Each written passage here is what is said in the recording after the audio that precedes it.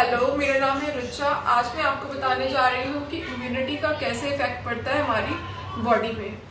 Generally immunity it is the body defence system against to fight against different infectious agent. ये हमारी body का defence mechanism होता है। इसमें बहुत सारे सेल्स इन्वॉल्व होते हैं, जैसे T cells, B cells, macrophages, neutrophil cells, basophil cells और नेचुरल किलर सेल्स।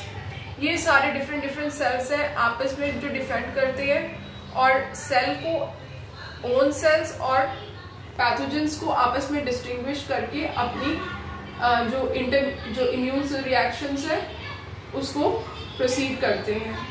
जनरली ये देखा गया है कि जो होस्ट सेल इंटरेक्शन है, जो पैथोजेंस है, वो किस तरह से अपने जो इम्यून सिस्टम है उसके जो सेल्स हैं वो किस तरह से ओन सेल्स और नॉन ओन सेल्स को डिस्टिंग्विश करते हैं। जनरली जो बैक्टीरियल सेल है उसकी जो अमाइनो एसिड है वो भी सेम है एज इन हमारे ओन सेल्स के।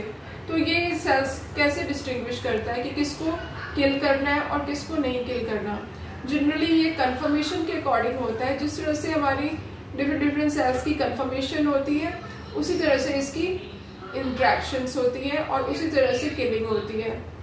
जनरली एक बार जब एक सेल को पता लग जाता है कि उसको रिस्पॉन्ड नहीं करना, तो ये जब पता लगता है कि रिस्पॉन्ड नहीं करना तो उससे एक सीरीज ऑफ इफेक्ट प्रोड्यूस होते हैं, जिसमें बहुत सारी जो सेल्स हैं वो आपस में जो फैगोसाइट जो डिफेंड करते हैं आपस में, और जनरली किलिंग होती है सेल्स की और पैथोजन किल हो जाते हैं। जनरली ये देखा जाता है कि जो इम्यून सिस्टम है वो कास्केड ऑफ इफेक्ट प्रोड्यूस करता है। जनरली टी सेल्स जो है वो साइटोकाइन रिलीज करते हैं और ये जो साइटोकाइंस है ये मैक्रोफेजेस और न्यूट्रोफिल्स बनाता है। यही आगे चल के फिर मीडिएटर्स जो कि केमिकल एजेंट्स होते हैं उनको बनाता है। ये जो मीडिएटर्स हैं ये फाइनली केमिकल एजेंट होते हैं जो हमारे इन्फेक्शियस एजेंट को किल करते हैं।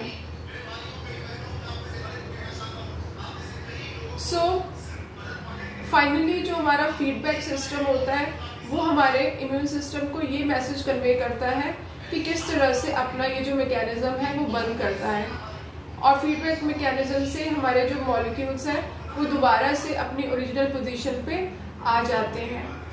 जनरली ये देखा गया है कि हमारी दो तरह की इम्यूनिटी होती है। वो होती है एक अडेप्टिव इम्यूनिटी, एक होती है इन्नेट इम्यूनिटी। जो इन्नेट इम्यूनिटी होती है उसमें मैक्रोफेजेस और न्यूट्रोफिल्स इन्वॉल्व होती हैं और कॉम्प्लीमेंट सिस्टम होता है, और जो अडेप्टिव इम्यूनिटी होती है उसमें टी सेल, बी सेल्स और एंटीबॉडीज इन्वॉल्व होती हैं। और ये दोनों ही तरह की इम्यूनिटी हमारी बॉडी के लिए बहुत ज़रूरी होती है to fight against different diseases. आज थैंक्स फॉर वॉचिंग, सब्सक्राइब करें।